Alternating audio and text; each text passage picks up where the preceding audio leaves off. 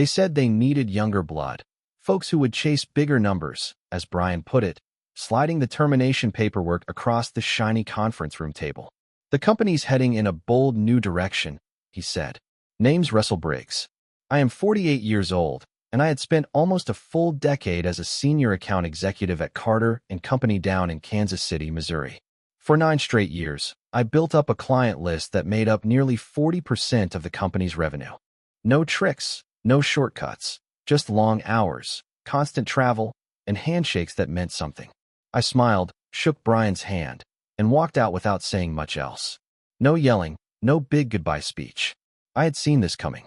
Brian Carter, no relation to the company's founder, was brought in 6 months ago as the new vice president of sales. A fresh start, the board said. He wore $1,000 suits, threw around buzzwords like synergy and agile, and never once picked up the phone to call a client himself. 3 weeks into his arrival, he had slashed our commissions by 20% across the board, even mine, even though my numbers were steady as ever. I should have known then. There were signs. My desk got shuffled to the edge of the office during a renovation. My calendar invites stopped coming. Yesterday, I caught the IT guy messing around with my computer while I was out grabbing a sandwich. Small things, too small to raise a fuss over individually, but together, they spelled the end. I packed 9 years into one sad cardboard box, a photo of my wife, Kelly, a painting my daughter made in 2nd grade, and a file of client contacts I had always kept separate, just in case. Old habits. Need a hand? Valerie from accounting asked as I was heading toward the elevator. She looked confused. Are you switching offices?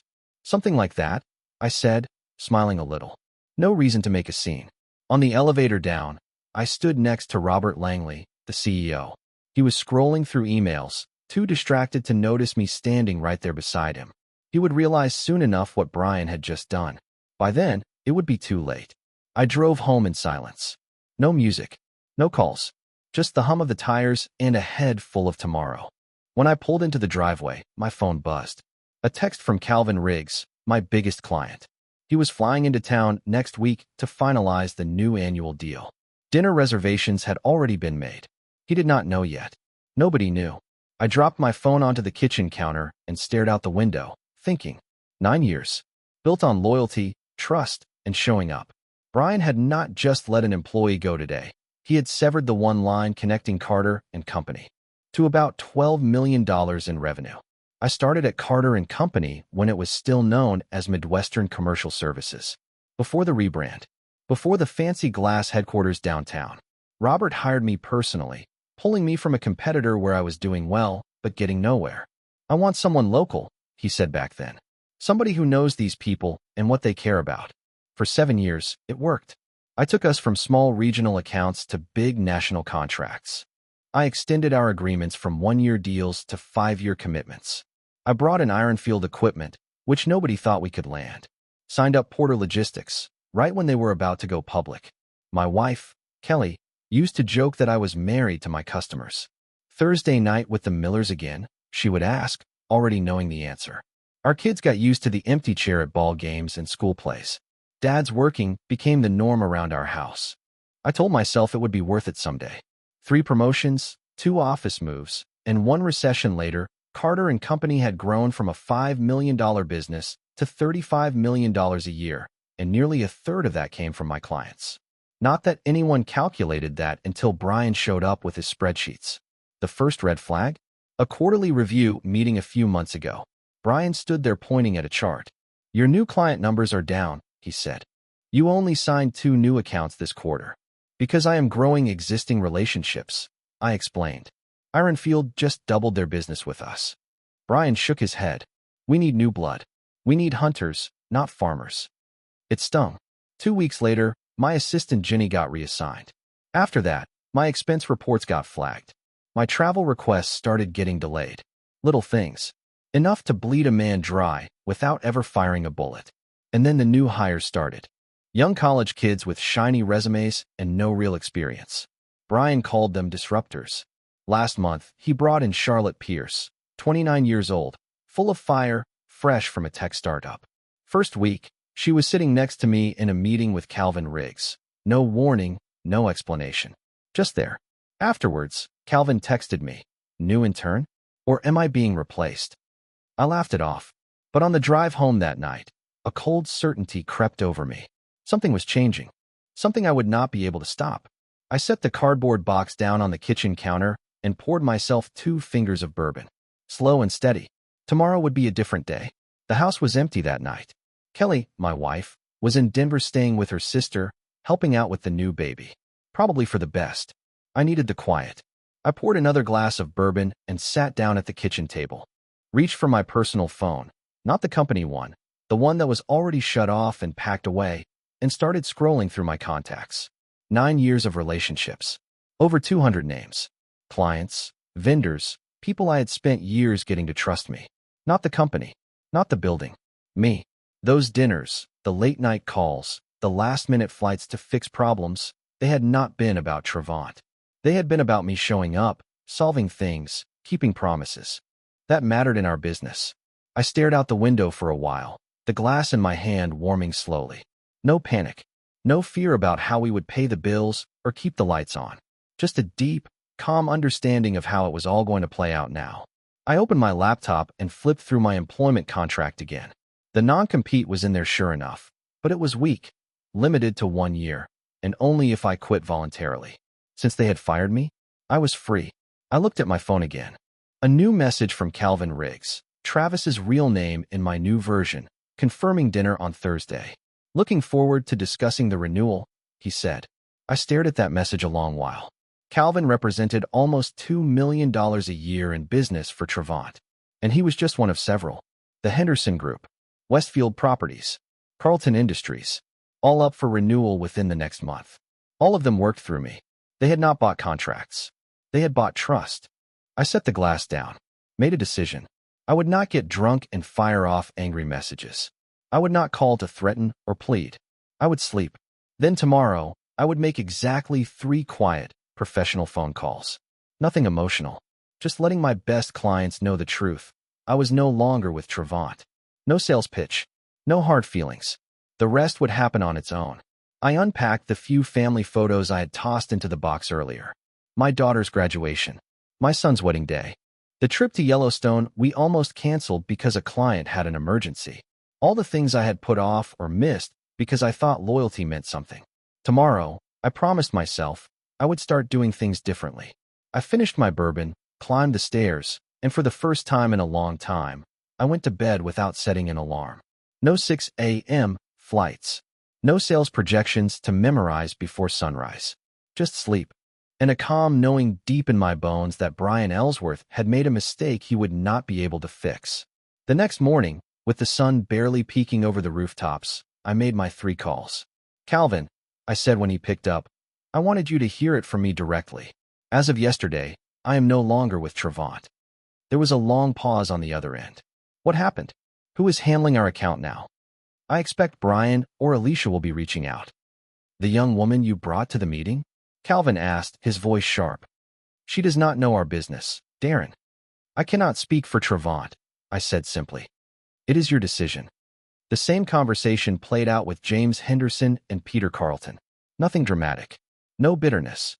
Just the truth, delivered the way I had always handled things, steady and respectful.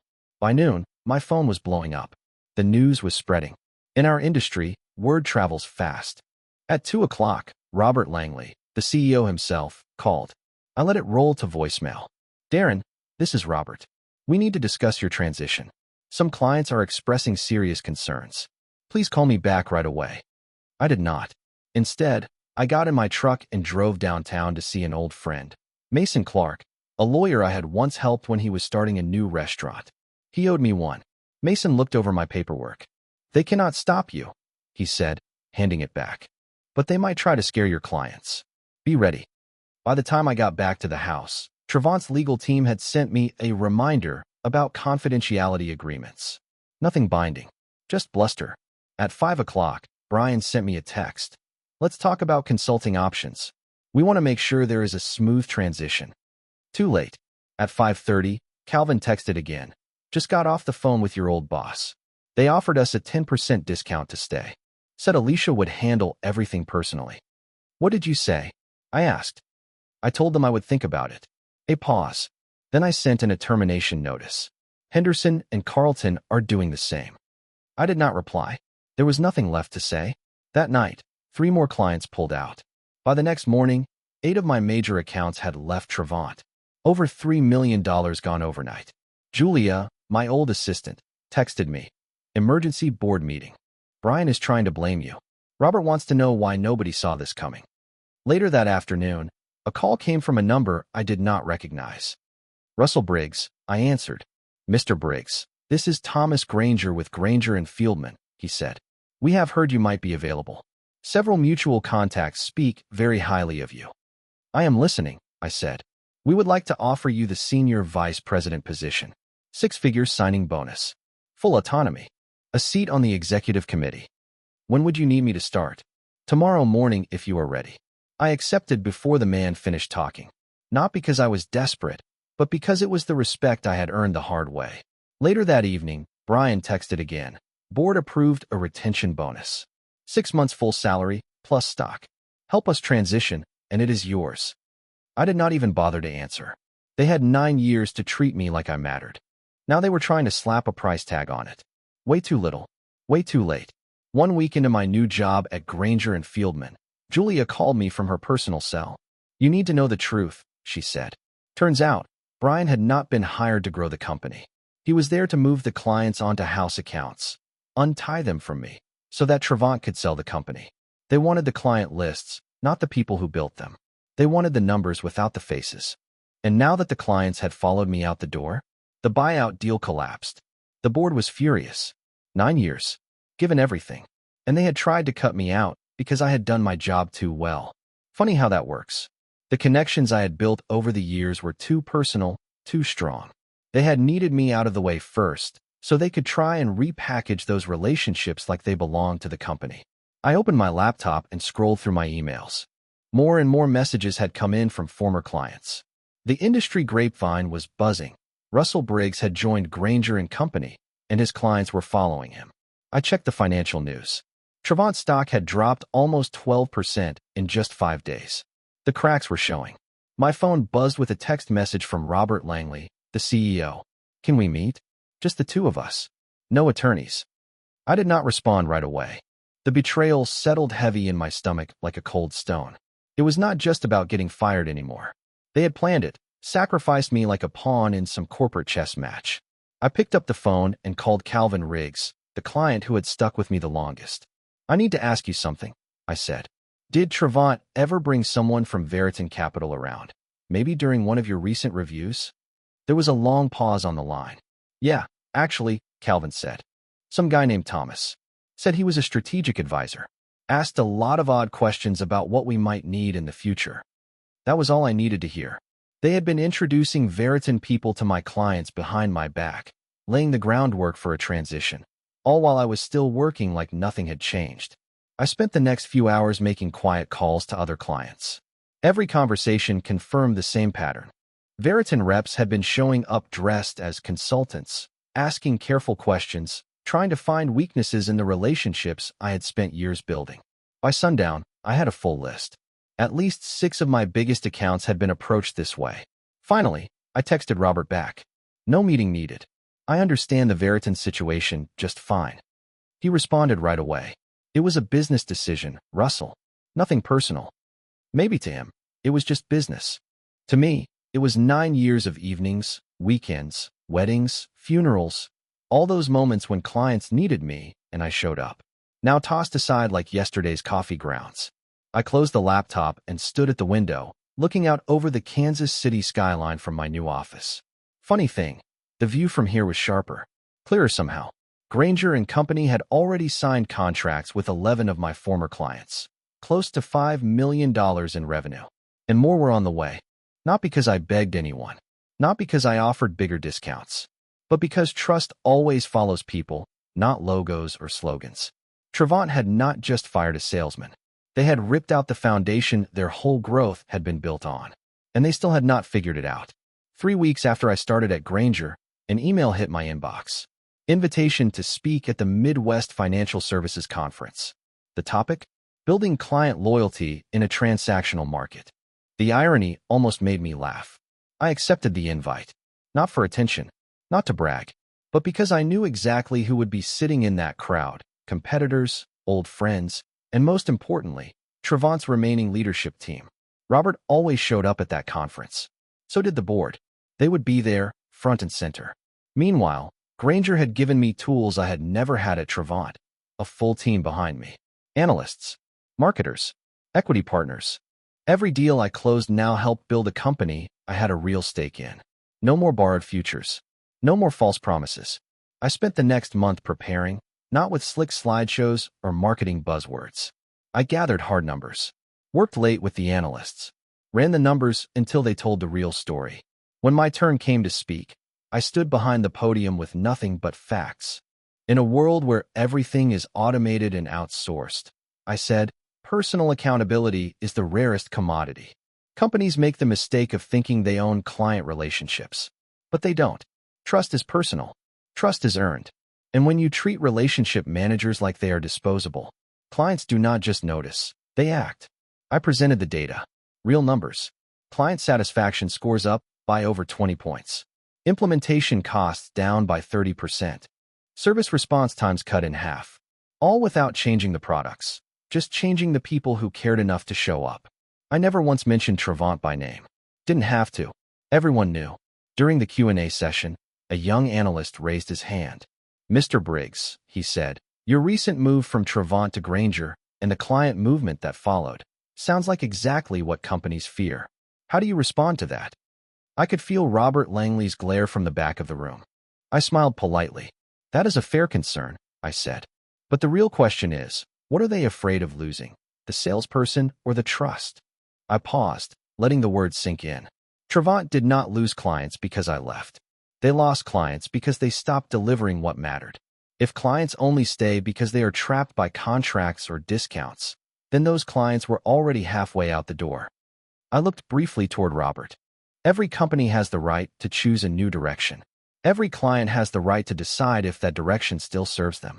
The market makes those decisions quick and clear. Afterward, 3 more former Trevant clients approached me at the coffee tables. By the end of the week, Granger had signed letters of intent with 5 more companies, another $2.7 million in business coming through the door. That night, as I flipped through financial news articles, I saw the headline: Trevant announces restructuring. Brian Ellsworth pursuing other opportunities. No surprise there. You do not build a company by burning bridges. You do it by earning trust, one handshake at a time. And that is something no corporate playbook will ever teach you. The acquisition deal with Veriton Capital officially collapsed. Trevant's stock dropped another 8%. I closed my laptop slowly, feeling no real satisfaction. No big triumph. Just a steady kind of certainty, the kind that comes when you watch the truth prove itself without you lifting another finger. The market had delivered its judgment. Whether they learned anything from it, well, that was no longer my concern. 6 months after I had been pushed out, I stood in Granger and Company's largest conference room. My team and the company's leadership were gathered around, and behind me on the big screen was a single slide showing our results for the quarter: $8.4 million in new business. 70% of it came straight from former Trevant clients. Michael Granger raised a glass in my direction. "The best acquisition we ever made," he said with a chuckle. "And we did not even have to buy a company to do it." There was polite laughter around the room. I smiled, but I did not laugh. For me, it was not about celebration. It was about something deeper: validation. A quiet kind that does not need applause. My phone buzzed with a news alert. Trevant Corporation announces CEO transition. Everett Stanton steps down amid revenue troubles. I tucked the phone back into my pocket without showing anybody. Some victories are best kept private. Some victories you savor alone. Later that afternoon, my assistant dropped an envelope on my desk. It had been hand-delivered by a courier. Inside was a note, written in Everett Stanton's handwriting. "You were right. I put transactions ahead of relationships. It cost the company everything. If you were ever willing to meet for coffee, I would appreciate the chance to apologize face-to-face." I folded the note carefully and placed it inside my jacket pocket. Maybe someday. Not today. Some wounds still needed time to heal. As I left the office that evening, I passed by Trevant's old building downtown. Workers were halfway through pulling the letters off the front facade. The sign was coming down for good. The local business paper had said they were moving to a cheaper spot out in the suburbs. I did not stop, did not take a photo, did not even slow down. I kept driving, eyes forward, thinking only about what lay ahead, not what was crumbling behind me. Exactly 1 year to the day after Brian Ellsworth slid those termination papers across that conference table, I signed the final documents that made me an official partner at Granger & Company. The firm had grown by 34% since I came aboard. My client portfolio now brought in close to $20 million a year. I closed the manila folder holding the partnership agreement and leaned back in my chair, staring out over the Kansas City skyline. Same city, same streets. But for me, everything had changed. Rebecca walked into my office carrying 2 cups of coffee. "Signed and official?" she asked. I nodded. "Signed and official." She set a cup in front of me and sat down across the desk. "You do not look as happy as I thought you would," she said. I smiled, shook my head slowly. "Just thinking," I said. "Not about Trevon anymore. About this place. About doing it right this time." That morning, my first official act as partner had been to approve the hiring of 3 new account managers. Each of them would have the same profit-sharing deal I had earned. No more one-sided arrangements. Nobody would pour years of their life into this place without earning their fair share. That was how real loyalty was built, and that was how we would protect it. My phone buzzed again. A message from Calvin Riggs. "Congrats on the partnership. Knew you would land right." I texted back, "Thanks to loyal clients like you." He replied immediately, "No, thanks to you being exactly who you said you were. We just followed the value." I leaned back in my chair for a moment, looking around the office Rebecca and I had furnished together, the office I had truly earned. On my bookshelf sat the framed quote she had given me last Christmas. "The best revenge is massive success." I smiled at it. Then I turned it face down. That chapter of my life was finished. Before shutting down my computer, I added one more item to my calendar: lunch with Everett Stanton. Not to gloat, not to hash over old wounds, just to close the door the right way, to leave the past in the past. I picked up my keys and headed out to meet Rebecca. Tonight, we had tickets for our son's band performance at the high school. Something, a year ago, I probably would have missed. Some endings clear the road for better beginnings. Some fires burn away what needs to be gone. I had never been more sure of that than I was tonight.